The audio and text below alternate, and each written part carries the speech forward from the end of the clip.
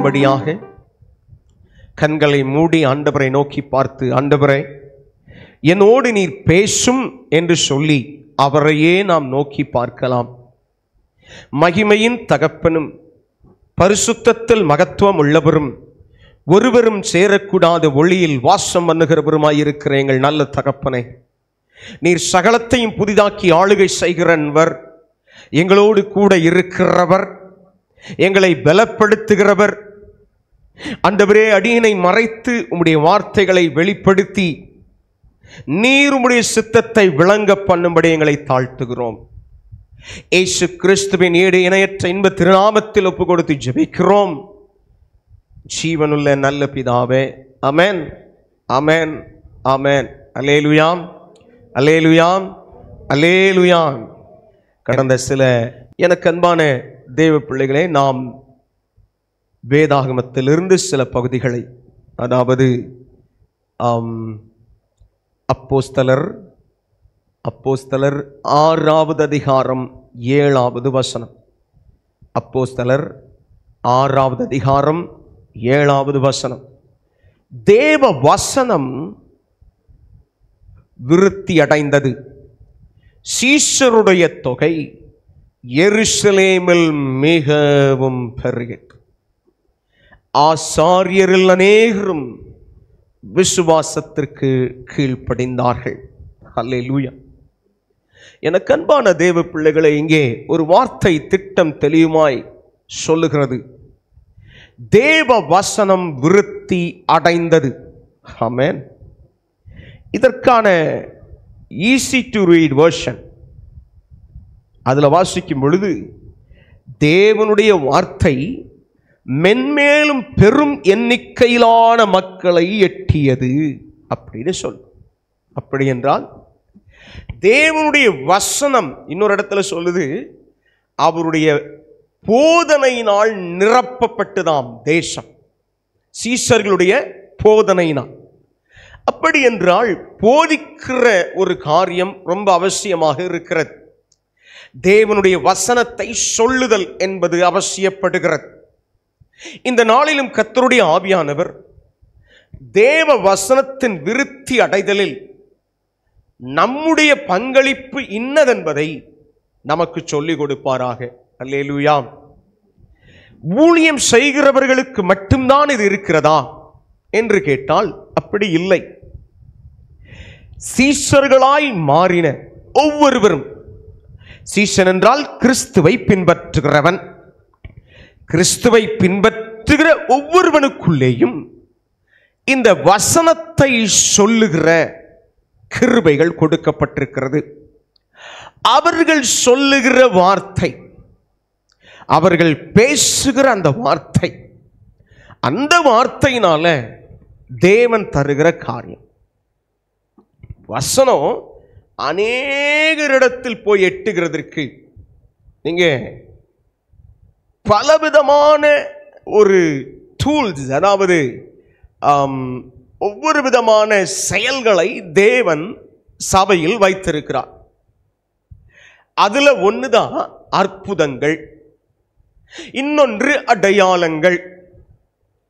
இது ரெண்டையும் செயல்படும் போது அதை பேசுகிற வசனத்தை கர்த்தர் உறுதிப்படுத்தினார் என்று சொல்லி நீங்க அப்போஸ்தலர் 4வது அதிகாரத்தில் வாசிக்க முடியும். அப்போ தேவ வசனம் விருத்தி அடைதலுக்கு என்னுடைய சாட்சி அவசியப்படுகிறது. நான் எனக்கு கர்த்தர் இதை செய்தார் என்று சொல்லி நான் ஒருவரிடத்தில் சொல்லும் போது, என் கர்த்தர் எனக்கு இதை செய்து முடித்தார் என்று நான் அதை செயல்படுத்துகிற அந்த காரியத்தை சொல்லுதல், எனக்காக இதை செய்தார் என்று சொல்லுகிற ஒரு பகுதி, அது சாட்சி. இன்னொன்று தேவனை பற்றிய சாட்சி.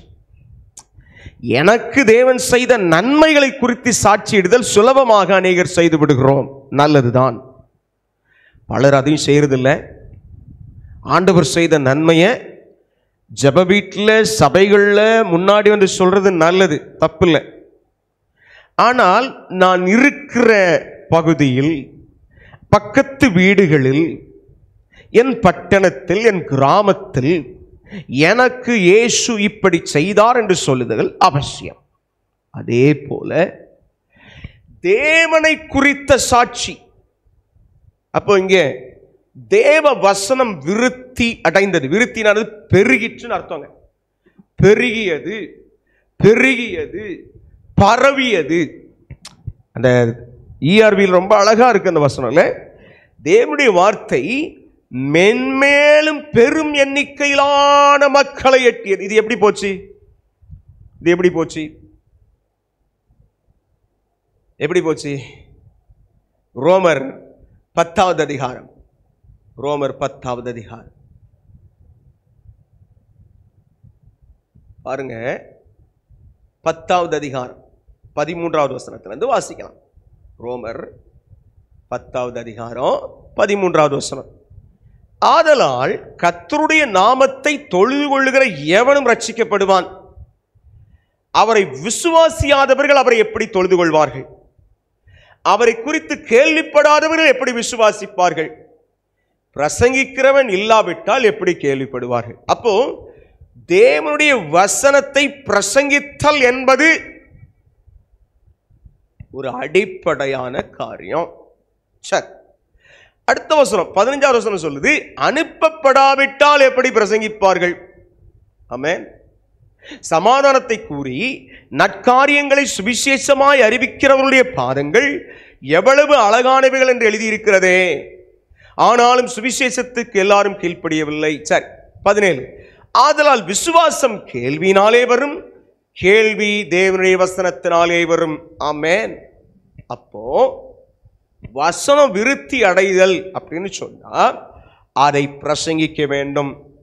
அப்போஸ்தலர் 6வது அதிகாரம் 4வது வசனம். அதுல அப்போஸ்தலர்கள் ஒரு காரியத்தை சொல்றாங்க. நாங்களோ ஜெபம் பண்ணுவதிலும் தேவ வசனத்தை போதிக்கிற ஊழியத்திலும் இடைவிடாமல் தரித்திருப்போம் என்றார்கள். அல்லேலூயா. ஜெபம் பண்றது, தேவ வசனத்தை போதிக்கிறது. இப்போ வசனத்தை போதிக்கிறதுக்கு முன்னாடி அவங்க ஜெபம் பண்றதுல இருந்தாங்கன்னு சொல்லுது. கர்த்தருடைய பிள்ளைகளாய் இருக்கிற நாம் ஜெபத்தோடு அதை செய்ய வேண்டும். ஜெபத்தோடு அதை செய்யும் பொழுது அந்த வசனம் விருத்தி அடைய ஆரம்பிக்கிறது. இன்றைக்கு கர்த்தருடைய ஜனங்களுக்குள் சரியான ஒரு மனம் திரும்புதல், சரியாக தேவனோடு இருக்கிற அந்த ஐக்கியம் இல்லாதபடியினால், சரியான தேவ சித்தம் செய்யாத ஒரு நிலைமை இருக்கிறபடியினால் இந்த வசனத்தை அவர்கள் சொல்லும் பொழுது அது என்ன செய்யவில்லை? கிரியை செய்யாதபடிக்கு தடை உண்டாயிருக்கிறது. அப்போ சரியான தேவனோடு இருக்கிற அந்த ஐக்கியம் எப்படி உண்டாகிறது? ஒருவன் தனி ஜெபம், மத்தேயு 6:6 வாசிக்கிறோம். மத்தேயு 6:6 அதுல பாருங்க, இயேசு சொல்றார். மத்தேயு 6:6 நீயோ ஜெபம் பண்ணும்போது உன் அறை வீட்டுக்குள் பிரவேசித்து உன் கதவை பூட்டி அந்தரங்கத்தில் இருக்கிற உன் பிதாவை நோக்கி ஜெபம் பண்ணு. அந்தரங்கத்தில் பார்க்கிற உன் பிதா வெளியரங்கமாய் உனக்கு பலனளிப்பார். ஹல்லேலூயா. அப்ப இதுல இருந்து என்ன விளங்குது?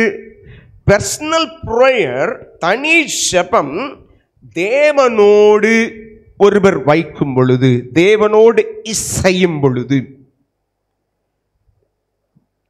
இந்த உலகத்தை விட்டு நாம் எல்லாரும் போக போகிறோம்.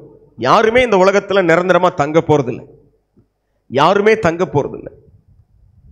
ஆனால் இந்த உலகத்தை விட்டு போகிறதுக்கு முன்னே தேவனிடத்தில் ஒருவன் ஐக்கியப்படுதலை பற்றி இந்த வார்த்தைகள் சொல்லுகிறது.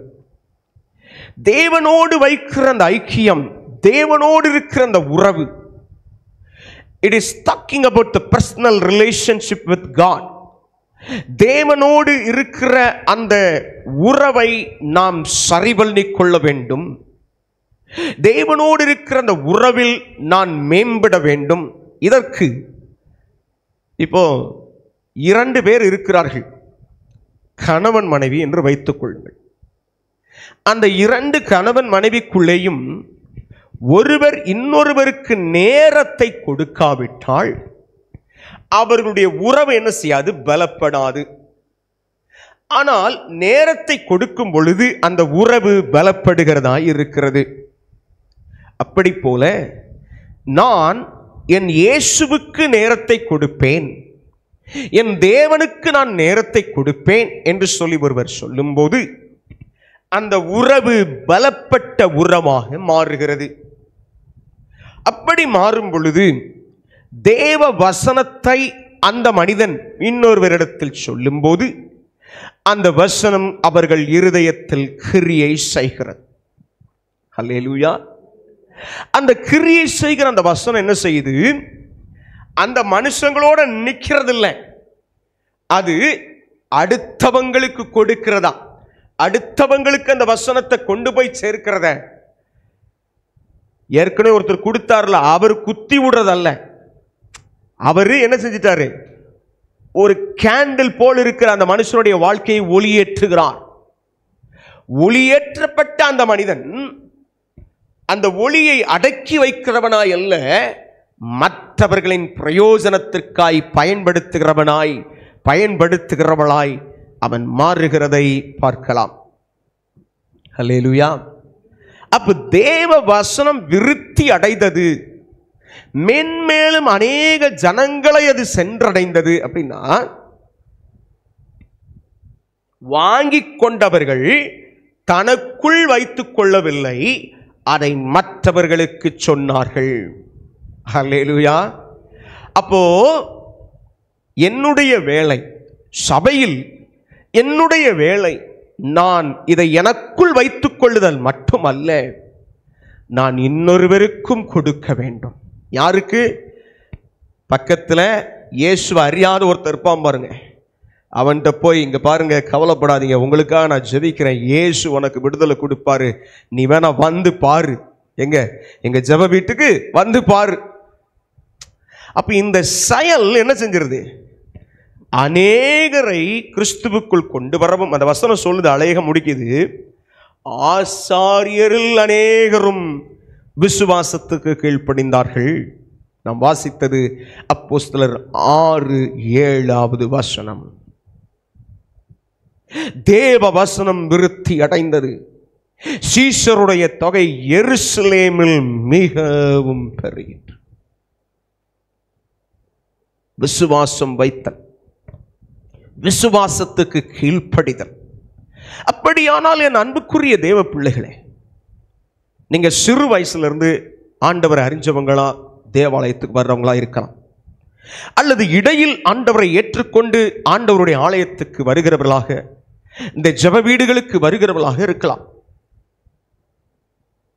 உங்களோட மட்டும் அதை வச்சுக்கிட்டீங்களா, அல்லது தேவ வசனம் விருத்தி அடைதல் இல்லை, உங்களுடைய பங்களிப்பு என்ன? ஆமென்.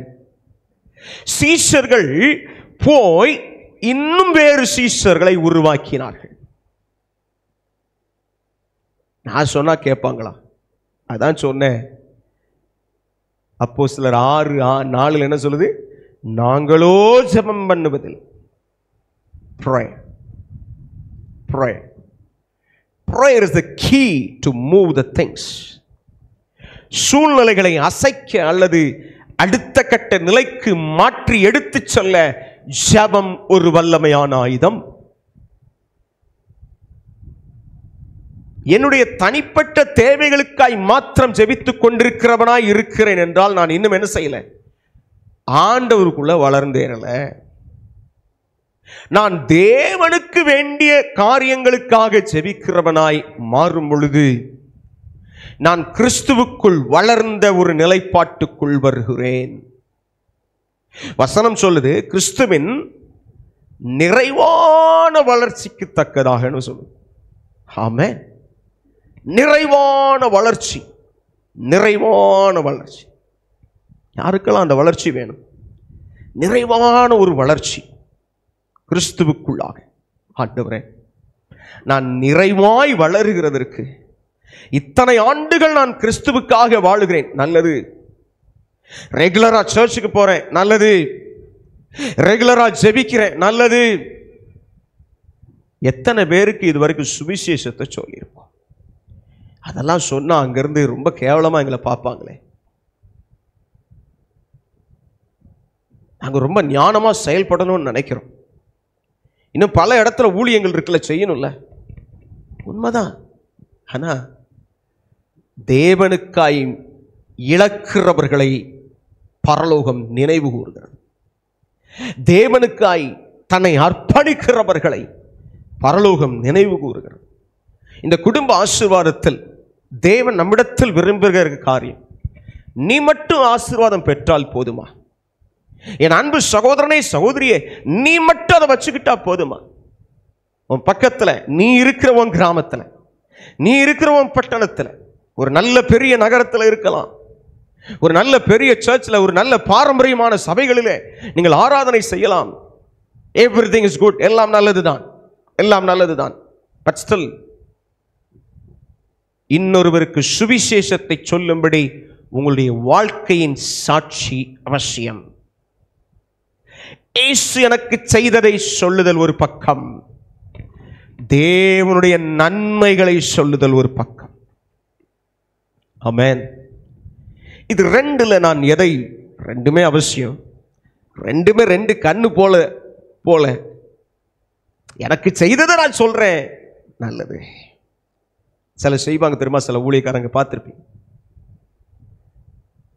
அவங்க ஸ்டேஜுக்கு வந்து அவங்களுடைய சாட்சியை மட்டும் சொல்லிட்டு போயிடுவாங்க. பல நாள் அப்படிதான் இருப்பாங்க. அதுவும் நல்லது. சிலர் தேவனுடைய குட்னஸ், நன்மைகளை குறித்து, அவருடைய காருண்யம் என்று சொல்லுகிற குட்னஸ் ஆஃப் காட், காருண்யம், அதை குறித்து பேசுகிறவர்கள். ஒரு ஒப்பு கொடுத்தலோடு, ஆண்டவரே நான் இதை செய்கிறதற்கு தேவ வசனம் விருத்தி அடைந்தது, தேவ வசனம் மென்மேலும் அநேக மக்களை சென்றடைந்தது, அது செல்லுகிறதுக்கு பயன்படுத்தப்படுகிற பாத்திரங்கள் தான் நாம்.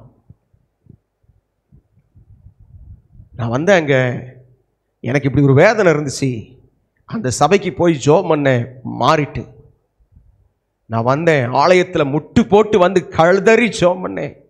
அந்த ஆலயத்தில் ஒரு பெரிய வல்லமை என்னை தொட்டுச்சு. அந்த ஆலயத்திலிருந்து தேவன் என்னை தொட்டாரு. இந்த சாட்சிகள் இருக்கு பாருங்க, இட் ஸ்பீக்ஸ் வால்யூம். அதிகமாய் இது பேசும், அதிகமாய் பேசும். அப்ப அதை பெற்றுக்கொள்ளுகிறதுக்கு முதல்ல எனக்குள்ள ஏதாவது தடை இருக்கா? சில நேரம் சில காரியத்தை நாம பெற்றுக்கொள்றதுக்கு தடை உண்டாயிடலாம். எதனால தெரியுமா? அவிசுவாசம். ஆண்டவர் நமக்கு, நான் சரி வரேன் போறேன், எனக்கெல்லாம் இதை கொடுப்பாரா, எனக்கெல்லாம் தருவாராக்கும், தரமாட்டார்ல அப்படின்னு சில எண்ணங்களை என்ன செஞ்சிருது, தடுத்து போட்டு விடுகிறது. என் அன்புக்குரிய என் சகோதரனே, சகோதரியே, சற்று நிதானித்து பாருங்கள். ஆண்டவர் அப்படி செய்கிறவர் அல்ல. ஒருவன் விசுவாசத்தோடு தேவனிடத்தில் வரும் பொழுது தேவனிடத்திலிருந்து நன்மைகளை பெற்றுக்கொள்ளுகிறவளாக இருக்கிறான். பெற்றுக்கொண்டது ஒரு பக்கம். சிலர் ஆண்டவற்றை பெற்றுக்கொள்றோமோ இல்லையோ, அவரை பத்தி எனக்கு தெரியும், அவர் நல்லவர், அவர் இப்படிப்பட்டவர், அவர் இந்த மாதிரிலாம் செயல்படுறவர், இந்த மாதிரிலாம் ஆசீர்வதிக்கிறவர், இப்படி அவரை குறித்து மேன்மை பாராட்டுகிறவர்கள் உண்டு. அதை தேவன் விரும்புகிறார். ஆமென். என்ன நடந்தாலும் நன்றி ஐயா, யார் கைவிட்டாலும் நன்றி ஐயா, என்ன நடந்தாலும் நன்றி ஐயா, யார் கைவிட்டாலும் நன்றி ஐயா, இடைவிடா நன்றி உமக்குத்தானே, இணையில்லா தேவன் உமக்குத்தானே, இடைவிடா நன்றி உமக்குத்தானே, இணையில்லா தேவன் உமக்குத்தானே. இந்த மாதிரி பாடுறவங்க எப்படிப்பட்டவங்க? எனக்கு ஒரு நன்மை செய்கிறாரு செய்யலை, ஆனால் எனக்கு அவரை பற்றி தெரியும், அவரை நான் முழுசா நம்புவேன். தானியேல் தீர்க்கதரிசி புஸ்தகத்தில் ஒரு 3 ஊழியக்காரர்களை பற்றி எழுதியிருக்கிறது, 3 தேவ பிள்ளைகளை பற்றி எழுதியிருக்கிறது. அல்லேலூயா. தீர்க்கதரிசியாகிய தானியேல் எழுதின புஸ்தகம் 1வது அதிகாரத்தில் திருப்பினீங்கன்னா அங்கே 3 பேர், அனனியா, மிஷாவேல், அசரியா என்பவர்கள் இருந்தார். தானியேல் 1வது அதிகாரம். கர்த்தர் நல்லவர். அதில் 6வது வசனம். கர்த்தர் நல்லவர், கர்த்தர் நல்லவர். இந்த 6வது வசனத்தில் தானியேல், அனனியா, மிஷாவேல், அசரியா, இதுதான் இவர்களுடைய அடையாளம். அந்த அடையாளமே மாறிடுச்சு. எப்படி மாறிடுச்சு? ஷாத்ராக், மேஷாக், அபேத்நேகோன்னு மாறிடுச்சு. இந்த 3ம் அங்கே அவர்களின் தெய்வங்களின் பெயரை வைத்திருக்கிறார்கள். நாம் சொல்ல வேண்டியது அனனியா, மிஷாவேல், அசரியா, ஆனால் மாற்றப்பட்டு விட்டது. கவனமா இருக்கணும். கர்த்தர் ஆசீர்வதிப்பாராக. சரி, இப்போ இந்த 3 பேர் அங்கே ராஜா நிறுத்தின பொற்சிலையை வணங்கவில்லை. ஹல்லேலூயா. நாம் இதை குறித்து கர்த்தருக்கு மகிமை உண்டாகட்டும். இந்த தானியேல் புஸ்தகங்களில் வாசிக்கிறோம். அதில் இந்த பொற்சிலையை வணங்காம போன போது 3வது அதிகாரத்தில் அவங்க சொல்றாங்க. 3வது அதிகாரம், தானியேல் 3வது அதிகாரம் 16 ஷாத்ராக், மேஷாக், அபேத்நேகோ என்பவர்கள் ராஜாவை நோக்கி, நேபுகாத் நேச்சாரே, இந்த காரியத்தை குறித்து உமக்கு உத்தரவு சொல்ல எங்களுக்கு அவசியமில்லை. நாங்கள் ஆராதிக்கிற எங்கள் தேவன் எங்களை தப்புவிக்க வல்லவராயிருக்கிறார். அவர் எரிகிற அக்கினி சூளைக்கும் ராஜாவாகிய உம்முடைய கைக்கும் நீங்களாக்கி விடுவிப்பார். விடுவிக்காமற் போனாலும் நாங்கள் உம்முடைய தேவர்களுக்கு ஆராதனை செய்வதும் இல்லை, நீர் நிறுத்தின பொற்சிலையை பணிந்து கொள்வதும் இல்லை என்று ராஜாவாகிய உமக்கு தெரிந்திருக்க கடவது என்றார்கள். நல்லா கவனிங்க. இவர்கள் சொன்ன காரியம்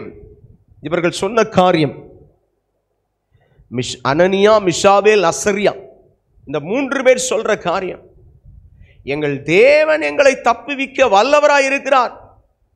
ஒருவேளை அவர் தப்புவியாமல் போனாலும் என்ன செய்ய மாட்டோம்?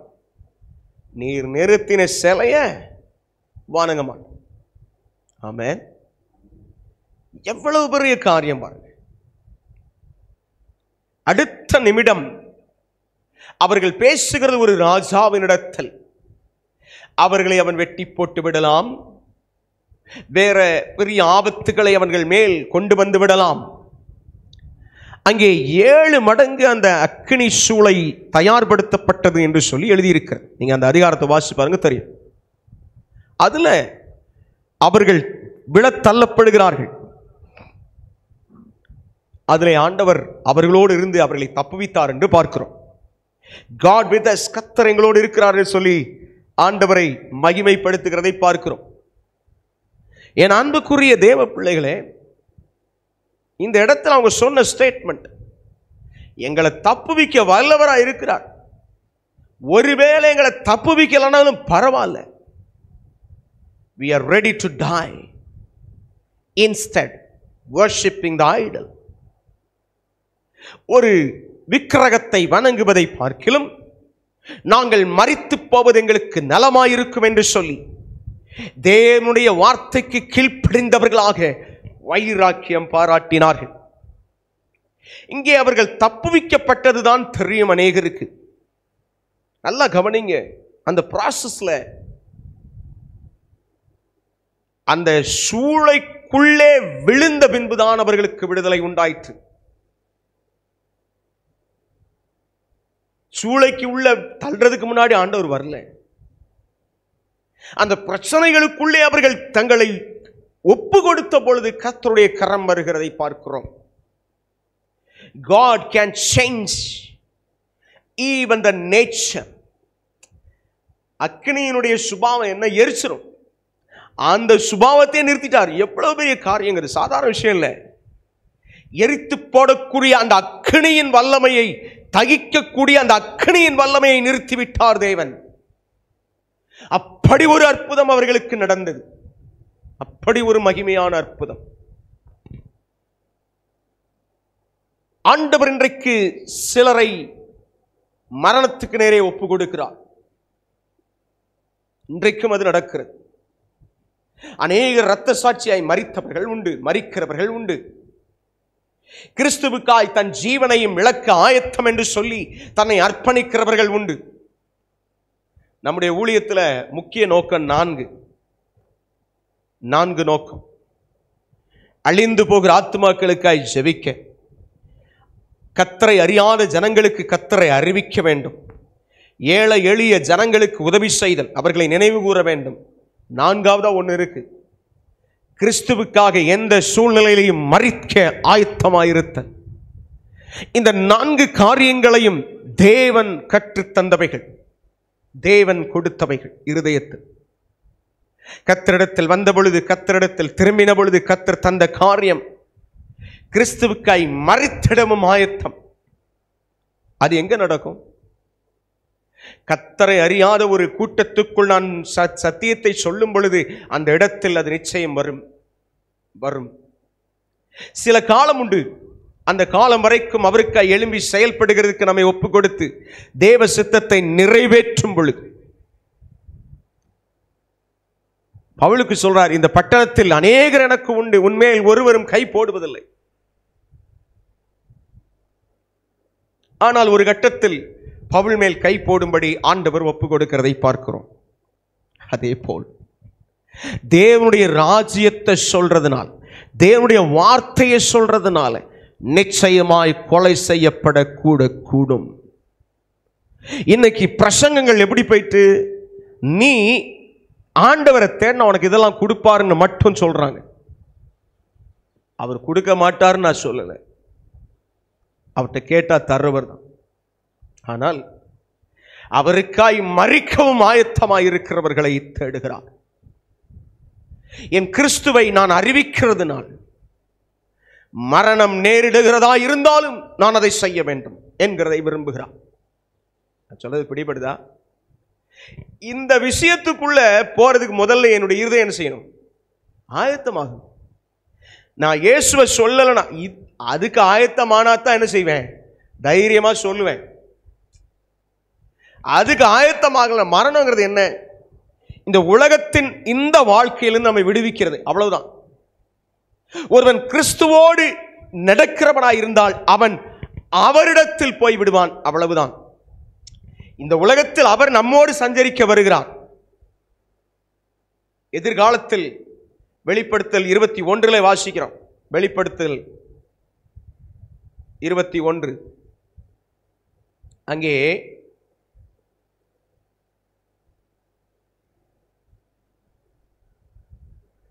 ஹல்லேலூயா,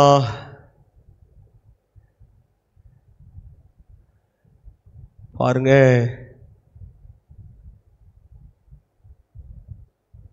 மூணாவது வசனம், வெளிப்படுத்துதல் 21:3. மேலும் பரலோகத்திலிருந்து அதாவது 2வது வசனத்தை வாசிக்கிறேன். யோவான் ஆகிய நான் புதிய எருசலேம் ஆகிய பரிசுத்த நகரத்தை தேவனிடத்திலிருந்து பரலோகத்தை விட்டு இறங்கி வர கண்டேன். அது தன் புருஷனுக்காக அலங்கரிக்கப்பட்ட மணவாட்டியை போல ஆயத்தமாக்கப்பட்டிருந்தது. மேலும் பரலோகத்திலிருந்து உண்டான ஒரு பெரும் சத்தத்தை கேட்டேன். அது, இதோ மனுஷர்களிடத்திலே தேவனுடைய வாசஸ்தலம் இருக்கிறது, அவர்களிடத்திலே அவர் வாசமாய் இருப்பார், அவர்களும் அவருடைய ஜனங்களாய் இருப்பார்கள், தேவன் தாமே அவர்களோட கூட இருந்து அவர்களுடைய தேவனாய் இருப்பார். ஆமென். இந்த வசனத்திலிருந்து ஒரு விஷயத்தை புரிஞ்சுக்கோங்க. இனி வரப்போகிற தேவனுடைய புதிய வானம், புதிய பூமி, புதிய எருசலேம் அதெல்லாம் வருது இல்லை. ஆனால் தேவன் மனுஷரோடு தன்னுடைய வாசஸ்தலத்தை கொண்டு வரப்போகிறார். ஆமென். அந்த வாசஸ்தலத்துக்குள் வருவன் பிரவேசிக்கிறதுக்கு பங்குள்ளவனாய் மாறுகிறதுக்கு இப்ப இருக்கிற இந்த சரீரத்தோடு அல்ல, மறுரூபமாக்கப்பட்ட ஒரு சரீரத்தோடு அங்கே போக போகிறோம். மறுரூபமாக்கப்பட்ட அந்த சரீரத்துக்குள் ஒருவன் வருகிறதற்கு இந்த சரீரத்தை குறித்து கவலையற்றவனாய் அவன் இருக்க வேண்டும். ஹல்லேலூயா.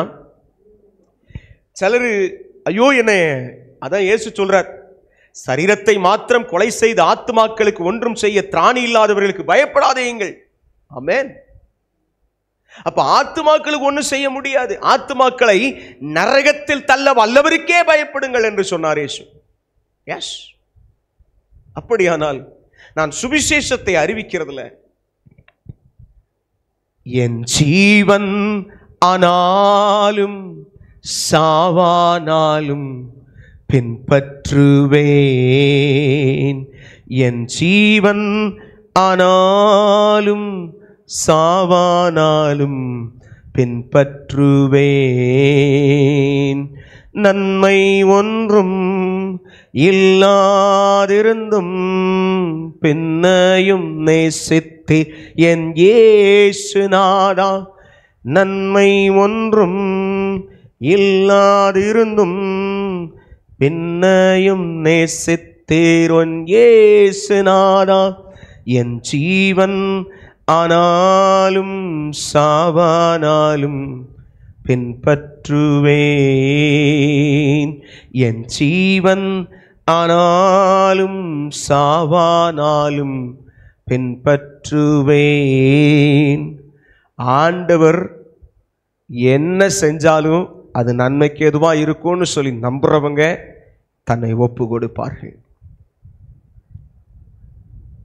இன்னைக்கு ஆதி சபையில் இருந்தது போல இரத்த சாட்சியின் மரணங்கள் பெருசா இல்லை. அதுக்கு காரணம் என்னன்னு நினைக்கிறீங்க? உபத்திரவத்தை பற்றி பேசுறதே இல்லை சர்ச். உபத்திரவம், கிறிஸ்துவுக்காய் படுகிற உபத்திரவம், எத்தனை பேர் அதை வாஞ்சிக்கிறீர்கள்? என் இயேசுவுக்காய் பேதுரு சொல்றாரு, உம்முடைய நாமத்து நிமித்தம் மரிக்க வேண்டியதா இருந்தாலும் நான் அதற்கு ஒப்பு கொடுக்கிறேன். அவ்வளவு ஸ்ட்ராங்கா இருந்தது அவன் ஃபெய்த், அவன் விசுவாசம்.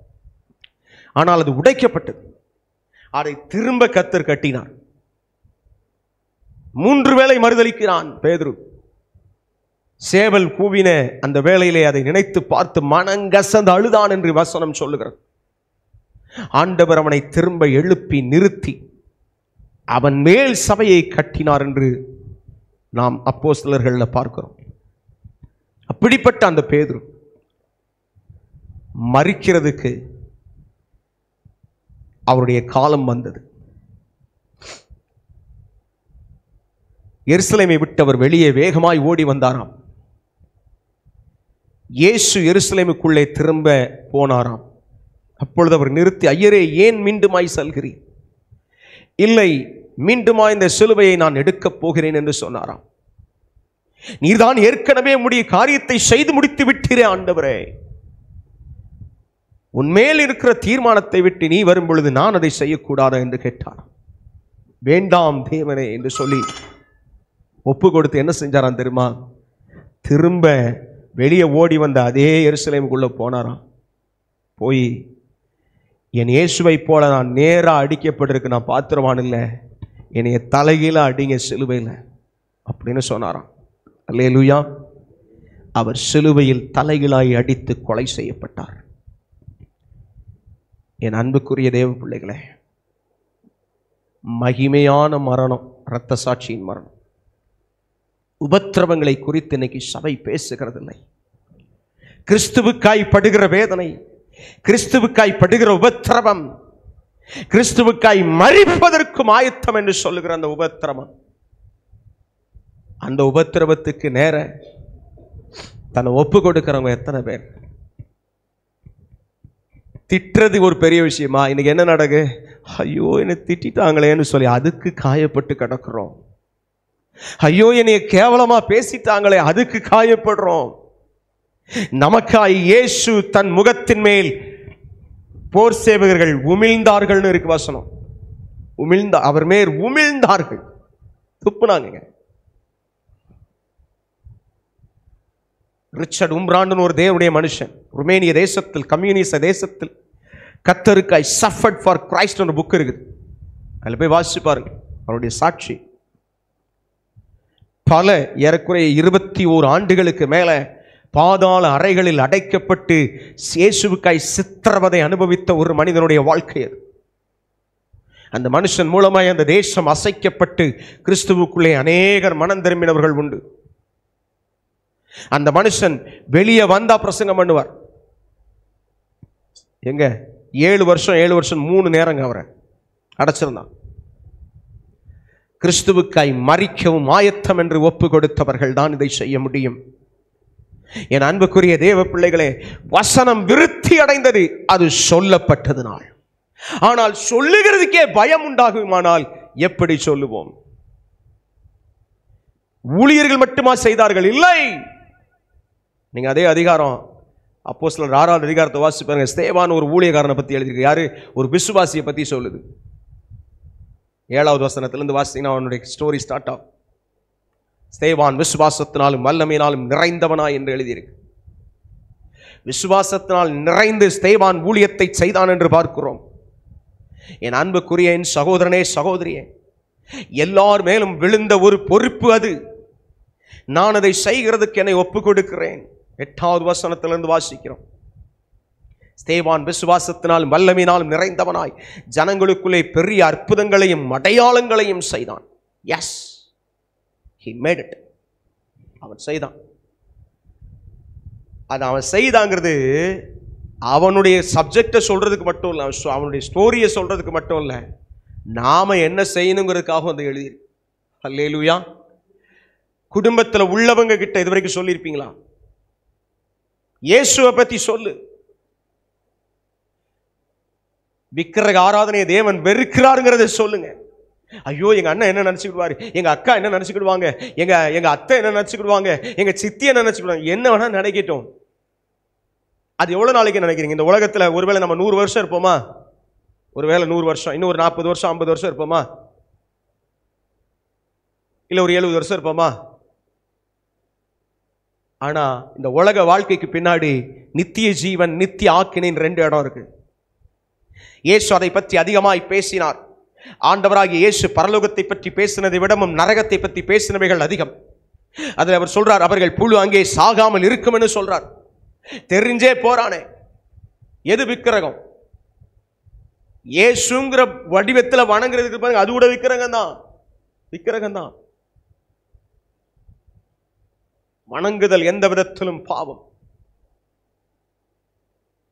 தேவன் ஒளியாயிருக்கிறார், அவரை தொழுது கொள்ளுகிறவர்கள் ஆவியோடும் உண்மையோடும் தொழுது கொள்ள வேண்டும் என்று வசனம் சொல்லுகிறது. அப்ப அவரை தொழுது கொள்ள கூடாதபடிக்கு, ஒருவேளை நல்ல குடும்பம் தான், நல்ல வீடு தான், நல்ல அன்பான ஐக்கியம் தான், எல்லாம் நல்லதுதான். But still you need to say, ஏன் இந்த 70 வருஷம் கழிச்சு எல்லாரும் போகத்தான் போறோம். அதுக்கு பின்னாடி நம்ம ஒருவேளை பரலோக ராஜ்யத்திலே, அவங்க ஒருவேளை கீழே இருந்தாங்கன்னு வைங்க, நரகத்துல போட்டு கூப்பிடுவாங்க, டேய் ஒரு வார்த்தை சொல்லியிருக்கலாம்ல எனக்கு, ஏக்கா என் தங்கச்சி என் அண்ணன் ஒரு வார்த்தை சொல்லியிருக்கலாம்ல என்கிட்ட. யாரு? நம்ம சொந்த குடும்பத்தில் உள்ளவங்க சொல்லுவாங்க. வேற யார்ட்டையும் நான் பேசுங்கன்னு சொல்லல, முதல்ல பேசுங்க வீட்டில், குடும்பத்தில் சொல்லுங்க. ஆண்டவர் அறியாமல் இருக்கிற இன்னும் கத்தோலிக்க மார்க்கத்தில் விழுந்து கிடக்கிறவர்கள், ஏன் அப்படி சொல்றேன்? அங்கே விக்கிரக ஆராதனை இருக்கிறது. அந்த விக்கிரக ஆராதனை தேவனுக்கு விரோதமானது. வசனம் சொல்லுகிறது, அவங்க எழுதியிருக்கிற 10 கற்பனைகள், அவங்க வீட்டில் இருக்கிற வசனங்கள் போய் பார்த்தீங்கன்னா தெரியும், சிலை வழிபாடுங்கிற அந்த வார்த்தையே இருக்காதுங்க. யாத்திராகமம் 20வது அதிகாரத்தை போய் வாசிக்க சொல்லி பாருங்க. அவங்களுடைய பழைய புத்தகங்கள், பழைய பைபிள் இருக்கும்ல, ஒரு 40-50 வருஷம் முன்னாடி உள்ள பைபிள், அதுல இருக்கும் பாருங்க, எடுத்து வாசிக்க சொல்லுங்க. இன்னைக்கு இருக்கிற பைபிள் அதை தூக்கிட்டாங்க. கர்த்தர் நல்லவர். சிலை வழிபாடை தேவன் வெறுக்கிறார். அப்ப அதை சொல்ல வேண்டிய பொறுப்பு யாருடையது? ஐயோ கேட்க மாட்டாங்களே, தொடர்ந்து அவர்களை வச்சு ஜெபம் பண்ணுங்க. நம்ம சொன்ன இல்லையா, அப்போஸ்தலர் 6:6 வாசித்தோம், அவங்க ஜெபம் பண்ணுகிறதுலையும் போதிக்கிறதுலையும் தரித்திருப்போம். அப்ப நான் ஜெபிக்க வேண்டும். யாருக்காக? உங்களுடைய அண்ணனுக்காக, உங்க அக்காவுக்காக, உங்க குடும்பத்துக்காக. உங்க வீட்டில் யாரு இன்னும் ஆண்டவர் அறியாம இருக்காங்க? இல்ல பிரதர், அவங்க கத்தோலிக்கர்கள் அல்ல, ஆனால் அவங்க இன்னும் வேற சமயத்துல, வேற இந்து மார்க்கத்தில் இருக்கிறாங்க, அவங்க சிலை வழிபாடு செய்யறாங்க. சொல்லுங்க, ஸ்பீக் டு தம், ஸ்பீக். ஐயோ அவங்க எங்க கூட அப்புறம் பிறகு நல்லா பழக மாட்டாங்களே, நினைக்காதீங்க, நினைக்காதீங்க. திட்ட தானே போறாங்க. 4 திட்டு ஆண்டவருக்காக வாங்கினா என்ன தப்பு? அடிக்க போறாங்களா? பரவாயில்ல, 4 அடி கர்த்தருக்காக வாங்கினா என்ன தப்பு? யோசிச்சு பாருங்க. நன்மை ஒன்றும் இல்லாதிருந்தும் பின்னையும் நேசித்தீர் என் இயேசுநாதா. நன்மை ஒன்றும் இல்லாதிருந்தும் பின்னையும் நேசித்தீர் என் இயேசுநாதா. என் ஜீவன் ஆனாலும் சாவானாலும் பின்பற்றுவே. என் ஜீவன் ஆனாலும் சாவானாலும் பின்பற்றுவேன். ஒப்பு கொடுத்தலோட இன்னைக்கு ஆண்டவரே வசனம், தேவ வசனம் விருத்தி அடைந்தது. அதுக்கான காரணம் அங்க இருந்தவங்க சாட்சிட்டாங்க. தேவன் தனக்கு செய்த நன்மைகளையும் சொன்னாங்க, தேவன் யாருங்கிறதையும் சொன்னாங்க. 2 காரியம். அதை சொன்னா சில நேரத்தில் குடும்பத்தில் பிரிவினை வரும், அதை சொன்னா சில நேரத்தில் குடும்பத்தில் பிரச்சனைகள் வரும். நீ உன்னுடைய காரியத்தை நீ பாரு. சிலர் சொல்லலாம், சிலர் ஏய் நான் வணங்குறது தான் கரெக்டு, நீ இங்கே வான்னு கூப்பிடலாம், என்ன வேணா நடக்கலாம். பட் ஸ்டில் நீங்கள் உறுதியாய் நம்பி இருக்கிற இந்த விசுவாசத்தை பற்றி கொள்ளுங்கள். நீங்கள் உறுதியாய் கற்றறிந்திருக்கிற இந்த விசுவாசத்தில் நிலைத்திருங்கள். குடும்பத்தில் உள்ளவர்களுக்காக கண்ணீரோடு நீங்க இன்னும் யாரு ரட்சிக்கப்படலைன்னு சொல்றீங்களோ அவங்க பேரை எழுதி வச்சு ஜெபியுங்க. ஆண்டவரே இவர்கள் பாவத்தை மன்னித்து இவர்கள் கண்களை திறக்க பண்ணியருளும்னு கேளுங்க. God will open it. God will renew their mind. அவர்களுடைய மனதை புதிதாக்குவார். வசனம் சொல்லுகிறது, மனம் புதிதாகிறதுனாலே எழுதி இருக்கிறது. ஆமென். மனதை புதிதாக்குவார். ஆண்டவரை பார்த்து, ஆண்டவரே Lord, let them knew about you. உம்மை அறியட்டும், உம்மை அறியட்டும், உம்மை அறியட்டும். ஆண்டவரே அவர்கள் உம்மை அறியக்கூடாதபடிக்கு தடைகள். கொஞ்ச நேரம் ஜெபிக்க போகிறோம், கொஞ்ச நேரம் ஆவியானவர் நம்மளை லீட் பண்ணுகிற காரியம் ஜெபிக்க போகிறோம். கொஞ்ச நேரம் அப்படியே அப்பலீக மன்னாக்கி பலோ பூத்தல் அசை தூர மராக்கே தரா.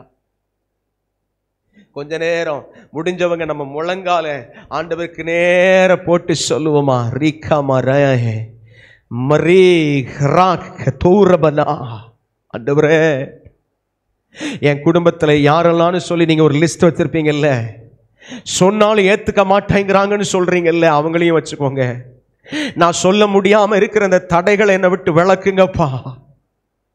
ஆண்டவரே என் குடும்பத்தில் இருக்கிறவங்க ரட்சிப்பை பெறணுமே. ஒரு 50 அல்லது 70 வருஷம் கழிச்சு நான் ஒருவேளை இந்த உலகத்தை விட்டு போன அவங்களும் போகும்போது ஐயோ அவர்கள் சொல்லுவார்களே, நீ ஒரு வார்த்தை சொல்லி இருக்கலாமே. ஆண்டவரே அந்த கோபாக்கணைக்கு நான் தப்பும்படியாய் உம்மை நோக்கி பார்க்கிறேன். அந்த கோபாக்கணை நாளுக்கு நான் தப்பும்படி உம்மை நோக்கி பார்க்கிறேன். கேட்கலாமா?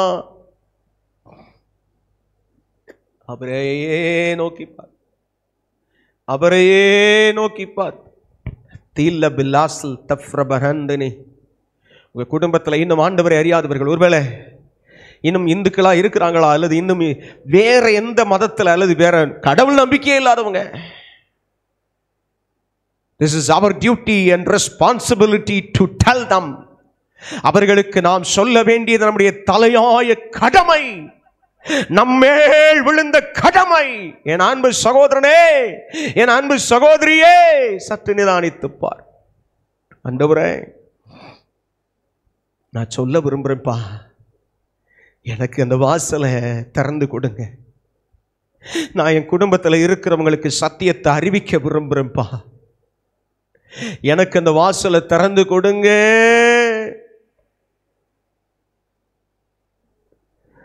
மரபன சனதன மர கிதரமலரா. ஆண்டவரே, ஆண்டவரே, கேட்கலாம் ஆண்டவரை பார்த்து, ஆண்டவரே, என் வீட்டில் என் குடும்பத்தில் அண்ணன், தம்பி, தங்கச்சி, அக்கா, சித்தி, சித்தப்பா, பெரியம்மா, பெரியப்பா, அத்தை, மாமா, யாரா இருந்தாலும், அல்லது அப்பா அம்மாவா இருந்தால், பாட்டி தாத்தாவா இருந்தாலும், யாரா இருந்தாலும், ஆண்டவரே, I need to say about you, நான் உம்மை குறித்து சொல்ல வேண்டும்.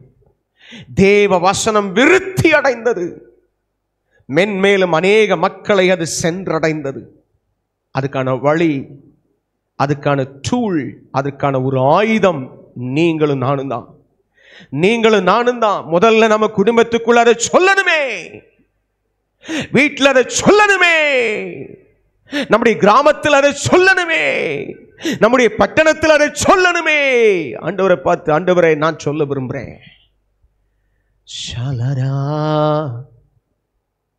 நான் அதை சொல்லி, ஆண்டவரை, அநேகர் உங்ககிட்ட வருகிறதுக்கு, அநேகர் உங்களிடமா சேர்க்கிறதுக்கு எனக்கு உதவி செய்யும்.